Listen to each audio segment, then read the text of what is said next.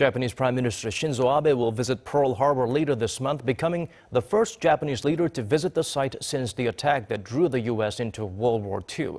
Unshin breaks down the historic move, viewed as a symbolic gesture confirming the two sides' strong security alliance. The deadly assault in 1941 by Japanese forces on the U.S. naval base at Pearl Harbor, Hawaii, claimed the lives of more than 2,300 American servicemen, and it was the immediate cause of the United States' entry into World War II. Now, 75 years later, Japanese Prime Minister Shinzo Abe has announced he will visit Pearl Harbor with U.S. President Barack Obama. Abe's visit to this site is part of a two-day trip to Obama's home state of Hawaii, where they will also hold their final summit. The Japanese leader told reporters the upcoming visit is to comfort the souls of the victims. It'll also serve as a reaffirmation of the strong bilateral ties between the two nations and, according to an expert, highlights the importance of settling issues of history.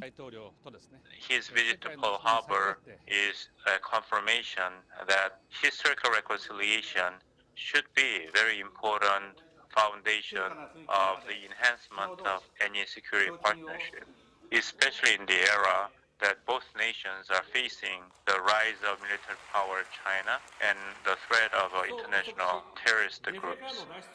The expert also claims the visit is meant to confirm the very foundations of the Japan-U.S. security alliance, which might have been called into question with the election of Donald Trump, who argued throughout his campaign that Japan should assume more responsibility for its own defense.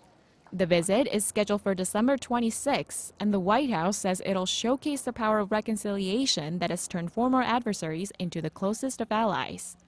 Unshin, Arirang News.